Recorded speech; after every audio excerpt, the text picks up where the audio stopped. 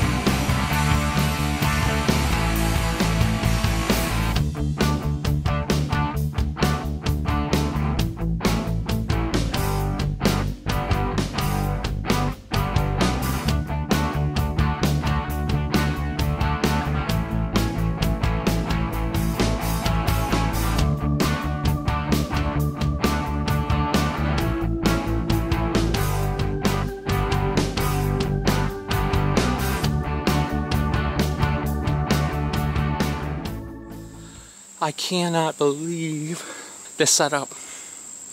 It's the best I've ever seen. It has humongous hog runs on the top side, the bottom side. It's a mile away from anywhere. I'm the only one who can get back in here, except for if somebody wanted to come in by boat. Oh my Lord. Oh.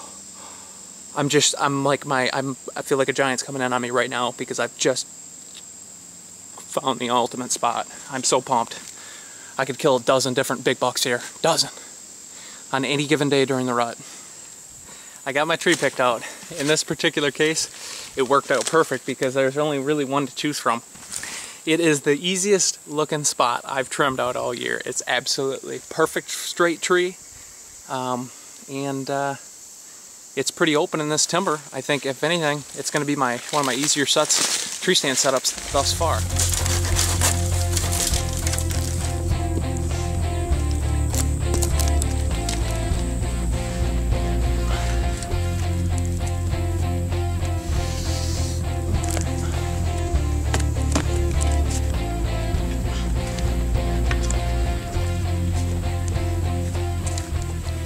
This is really killer. Compared to my last sets, this one's a cinch.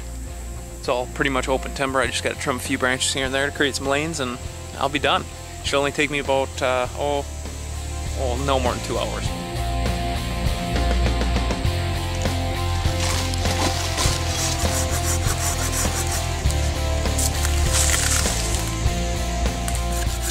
One more unbelievable stand set.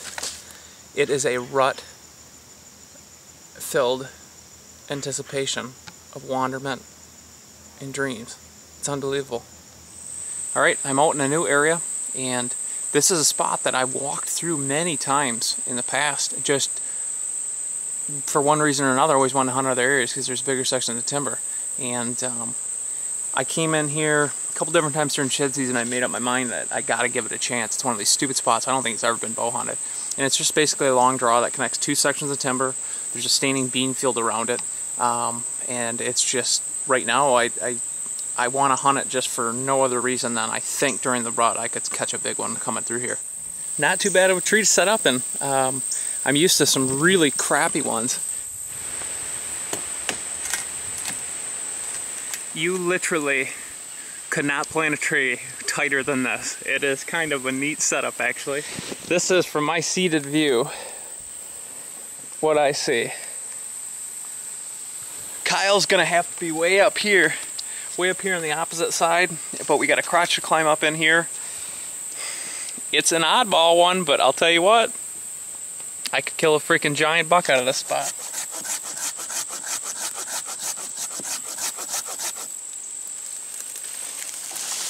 Oh, thank the Lord. I'm done. I don't even know what stand I'm on, but it's 4:30 on a Saturday, and I'm sick and tired of hanging tree stands. I think I'm on day 8 or 9. But I got another killer set. I can shoot freaking awesomeness everywhere. After 10 days of hard work, it would have been pretty easy to quit with having so many other stand setups already done. This is when my hardcore side kicks in. It seems like for some strange reason I enjoy pushing my body and mind to its limits. I somehow enjoy the burning of lactic acid and sweating like a pig. But there's something to be said about the simplicity of hard work. In my world, I love it, I hate it, and I rely on it to build my confidence going into the season. I need to feel like an animal, and working hard in the bush is part of the process that starts to take place at this time of the year. Back out to home base. Oh, I hung this stand last night and got late. I wasn't able to finish trimming it. Actually, I wasn't able to trim anything out except from up top. Today, Mother Nature is not blessing us. It's got to be close to 90 degrees with about 100% humidity. I'm dying. I'm only on my first shooting lane, and it's an Osage orange tree, and these sons are the worst things to trim out ever. The most agonizing job in the world, I swear.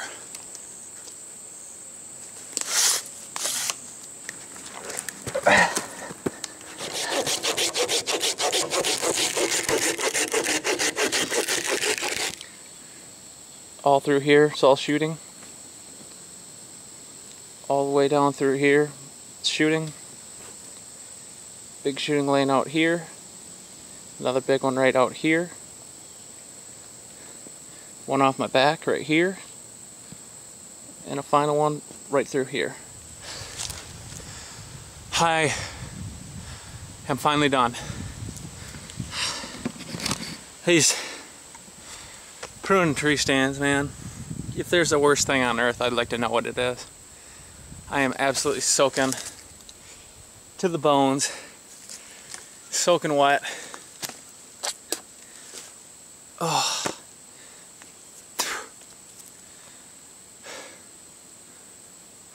But I'm getting the worst part done. Now I can go scout and hang a set where I can kill Carl Weathers from. So we're back in the stand that I trimmed out yesterday afternoon, and it started raining, so I wasn't able to film the setup. But basically I picked a tree. It kind of cuts off everything right in the middle. There's several draws that all come together, and there's a stanic bean field on one side of it. And so I'm right on the bean field edge, but not because it's the field edge necessarily. There's just a lot of bedding in here. Of all the traits that I believe make good hunters, adaptability is one that I believe is often overlooked. Some of the best hunts of my life were based on adapting to a particular situation. Sometimes being unpredictable is the best thing a predator can be. I think this will work. I always feel bad for my cameraman, doesn't get to sit down on the whole hunt. But this is one of them spots we gotta hunt, and there is just no other way to do it. It's not fun, it's not easy, but sometimes you just gotta make it happen.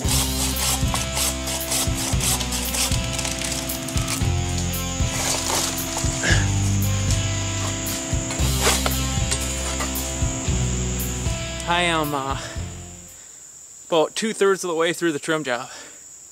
It's looking sweet. It's going a lot worse than I thought. A lot of work. Just, it's so thick in here.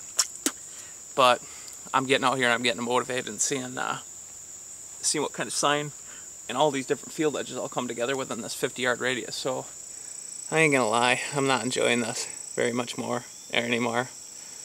I'm finally done trimming out. I don't even know what number. I think 9 or 10 maybe for the year. Taking me, it's 6:15 right now, and I was out here at 1 o'clock working. So another 5-hour setup. But holy smolies. Dude, I got unbelievable shooting in here. I've got, I don't even know how many shooting lanes. 1, 2, 3, 4, 5, 6, 7, 8. I really opened it up pretty good because it's so thick underneath me. I think I picked my tree in this bottom. It's the Grandpa Jones styling tree, I'm telling you that much. It is right in the middle, completely open all around it. The logging road goes right underneath it. I'll show you this thing here. It's one of the only trees in the area that I think we can get away with filming out of. Every other tree is real small, or it's just off where it needs to be. This big old oak may be right on the opening, but there's only so many ways to come down through here, and every trail and every major travel corridor comes within 30-35 yards of this, and most of it is 10 yards. I would hunt this on a south wind most likely, so it's a good south wind morning stand for sure, and it's super easy to get into. Setting this on the other hand, goodness gracious, I don't know how I'm gonna do it. For you guys hanging tree stands for your cameramen, one of the things that I do that makes it pretty darn easy to hang them is I stand up and I sit down right on my stand facing the tree. You can wrap your legs around, make it totally secure, and then it leaves both your hands free and you're doing it safe while still being connected to a full body harness. And it allows you to just manipulate that other stand and make it work.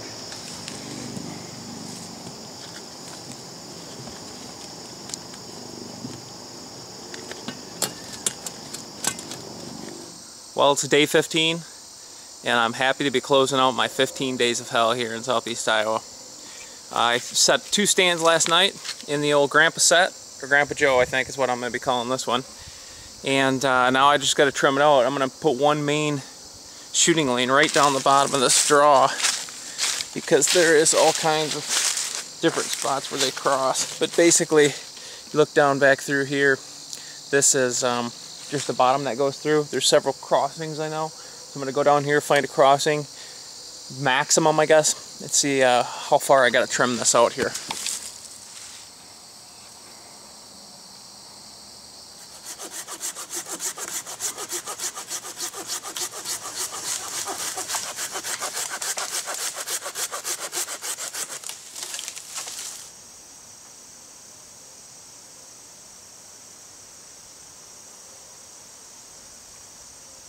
I've just about finished this last set that I'm planning on doing here before the season. I still got a couple up in the air yet, but this is pretty much it. And man, what a cool spot this turned out to be. I've got some unbelievable shooting. There's some real nice, thick, nasty areas I've discovered with some nice trails coming through them. Everything comes right through here within 20-30 yards of this spot. So I got my big old tree right here. I already got the double set in it. So I'm going to go up there. I got to do some trimming on the this other tree that kind of is in the way up there quite a bit. I got to trim all that out. I don't know what I'm going to cut, but I'm probably taking the whole thing because it's just going to be in the way.